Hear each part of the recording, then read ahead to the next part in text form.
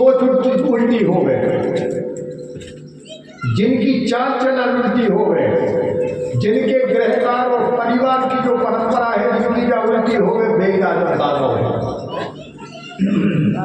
दानव कौन काम माने जाते हैं?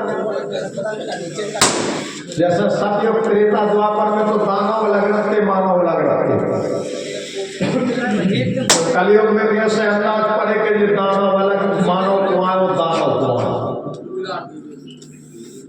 एक समय पार्वती जी ने भगवान शंकर जी से पूछा था कि भगवान ये कलयुग में तो सब एक से बना रहे, तुम रस्सी में तो दानव और मानव और निशाचर को पता ही नहीं पड़ा क्या आए। तो भगवान ने पार्वती जी से कहा था, बोले सुनो देवी, इस संसार के ओरिजिनल दानव कौन है? जो मां नहीं, माता पिता नहीं, देवा। दानव कौन है इस पृथ्वी के?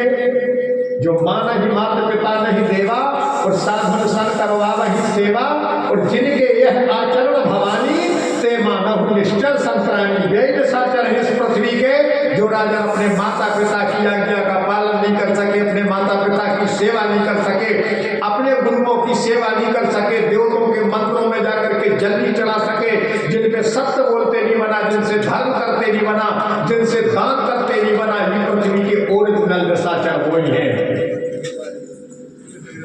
मां नहीं, माता पिता नहीं, देवा, साधु संग करवा वही सेवा, और जिनके यह आचरण भवानी ते मानव निश्चल संतरानी।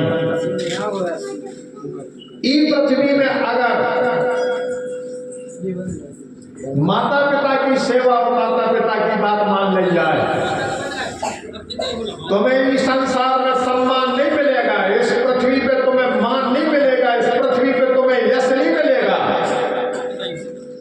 माता पिता को पूजने से तुम्हें देवत्व पद प्राप्त होगा। को जानत तो के भगवान या के को जानत तो के रामचंद्र जी भगवान के अवतार या भगवान ने अपने आप को राम बनाने के लिए क्या किया? प्रातः काल उठकर रखता था, वो माता पिता ना वही माता। भगवान की तो एक ही पूजा थी, प्रातः काल उठकर रखना था, और माता पिता ना वही माता।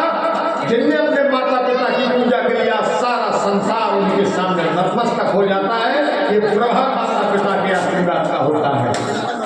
तुम तो एक टैंकर गंगा जल चढ़ा दो इनके ऊपर, कछु फलीभूत नहीं होने। एक टैंकर गंगा जल चढ़ाओ और माता पिता की सेवा न करो, न उनकी आज्ञा को पालन करो, कुछ नहीं बनने इन पे कर सकते। और माता पिता की सेवा कर लो और माता पिता की आज्ञा का पालन करो। इतने तक आगे की कोई जरूरत नहीं है, पूरी पूजा घर में बन जाएगी। इनने केवल तुम्हें मनुष्य बनाने के लिए आश्वासन दिया है, भगवान ने तुम्हें आदमी नहीं बनाया है। तुमने तपस्या करी, तुमने धूनी पानी डाली, तो तुमसे भगवान ने कह दे कि जाओ तुम आदमी बन जाओ। कहने और करे में बहुत अंतर है, करनी और कथनी में बहुत अंतर है। कई भर का हो जाए,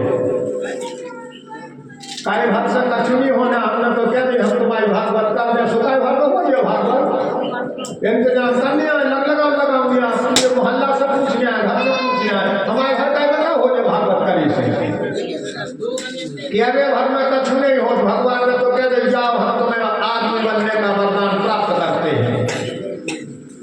ये आदमी तुम्हें बनाओ कौन नहीं, इनने नहीं बनाओ आदमी, न साला मंदिर के देवताओं ने बनाओ, न ब्रह्म लोक में बैठे न उनने बनाओ, उनने तो किया भर के तुम आदमी बन जाओ। आदमी को तुम्हें बनाओ कौन नहीं। फिर इस पृथ्वी पर दूसरे नंबर के माता पिता स्वयं भगवान का रूप है। जिन भगवान के आदेश का पालन और माता पिता ने किया, और तुम्हें राजन देखो, स्त्री कोई संसार का खिलौना नहीं है, माता संसार का खिलौना नहीं है। मातृत्व शक्ति एक ऐसी महान शक्ति इस पृथ्वी की जो मौत की गोद में बैठ करके जिंदगी को जन्म देती है। और आज वह संस्थान करके तुमने हमारे लाने का कर। जब स्त्री संतान को जन्म देती है, जब चौक चौबंद मौत खड़ी हो जाती है उसके चौतर पर, आगे पीछे नहीं, चारों तरफ इसके चारों तरफ मौत का पहरा लग जाता है। जो स्त्री की जिंदगी को जन्म दे देती है। इस मनुष्य देही को बनाया है तो माता पिता जैसे भगवान ने बनाया है। आज इनकी सेवा नहीं कर पाए तो क्या करोगे शाला मंदिरों की सेवा को? क्या प्राप्त कर लोगे उस शाला मंदिर के पूजने से? कर्तव्य है हमारा, भगवान की पूजा करना हमारा कर्तव्य है। लेकिन हम अपने माता पिता को भी तो भगवान मान सकते हैं। और ईश्वरन सिद्धि वो विनाशी चेतन अमल सहज स्वरासी, माता पिता ही वो भगवान है जो हम मनुष्य बना करके इस पृथ्वी पर ला करके रखते हैं, लालन पालन करते हैं। तुम्हारा जितना भी दैनिक कर्म है पूरा करते हैं। मातृत्व स्वभाव को कोई नहीं जीत सकता। इस संसार में मनुष्य भगवान के कहे अनुसार बने, लेकिन मनुष्य बनाया किसने है? आपके लिए भगवान जैसे माता पिता ने बनाया है। भगवान कहते हैं पार्वती माने ही माता पिता नहीं देवा उससे साधन सर करवा वही सेवा। और जिनके यह आचरण भवानी ते मानव निष्ठर प्राणी, ते मानव निष्ठर संप्राणी, जिनकी बुद्धि उल्टी हो गए, जिनकी सोच उल्टी हो गए, जिनके कर्म उल्टे हो गए, वे साचर। संसार में इतनो लूटो शंकर जी हो कि बेल की पत्नी अकबर के फूल में जा जाते छुड़ा नहीं। चंदन चारों में भगवान हो बाल हमार प्यारा हो, किराने बचे सो जहर प्यारे दुआ जाते। पार्वती ने वही समय जाई के आई थी कि काहू ने चंदन चावरे चढ़ाए, सो काहू ने रंगे में भंगे दियोरी, काहू ने बेले की पत्री चढ़ाई, सो काहू दूरो चढ़ाए दियोरी। गौरा हंसी मुखे दे पटेका, दुनिया को तो लोग बड़ो छलियारी, और घोड़ो सो कंपा हमारो जो पायो, तो दे दे धतूरो धन लूटे दियोरी। पार्वती जी ने राजन उस समय भगवान को जब जाते हुए देखा तो राजन भगवान देवताओं के संग में क्षीर सागर में गए। महादेव बाबा जैसा वो अवतारी कोई नहीं है पृथ्वी में। और ई पृथ्वी में कलयुग में सबसे ज्यादा पुण्य अगर आदमी के लाने मिला थे तो शंकर जी के जल चढ़ाई से मिलता है। क्योंकि हमारे शास्त्र में लिखा है सतयुगे च ब्रह्मदेवे त्रेतायाम चेरवि द्वापरम चे भगवान विष्णु कलपदेव महेश्वरा। ई पृथ्वी में कलयुग में भगवान शंकर जी को सवेरे से उठ के सबसे पहले नंबर भगवान शंकर। तुम्हें कोनो पूजा करने हो गए दिन भर, तुम्हें कितना देवता पूजने हो गए, कितना उपवास रहने हो गए, लेकिन आदमी को धर्म है सवेरे उठो स्नान ध्यान करो शंकर जी के ऊपर जल चढ़ा दो। बस इतना ही चाहे इनके लाने, ज्यादा कछु नहीं चाहे भगवान शंकर जी के लिए नहीं दिए। इसलिए हमारा शास्त्र कहता है सतयुगे च ब्रह्मदेवे त्रेतायाम चेरवि द्वापरम चे भगवान विष्णु कलपदेव महेश्वरा। सतयुग में ब्रह्मा पुण्य का सबसे ज्यादा पुण्य था। त्रेतायाम चेरवि त्रेता युग में सूर्य भगवान की ज्यादा पूजने से भक्ति प्राप्त होती थी। द्वापरम चे भगवान विष्णु, द्वापर युग में विष्णु भगवान के पूजने का महत्व था। कलपदेव महेश्वरा, कलयुग में भगवान शंकर जी के पूजने का महत्व है। आज भगवान शंकर जी जब क्षीर सागर में पहुंचे और जब राजन जिस समय भगवान ने ओम के शिवाय नमः माधवाय नमः नारायणाय नमः आकर्षण क्रिया का मंत्र पढ़ करके अपने मुंह में हथेली लगा करके जब इस जहर को खींचा तो राजन ने सारा काल कूट हलाहल इसकी काली लपट भगवान के मुखारविंद में समा गई।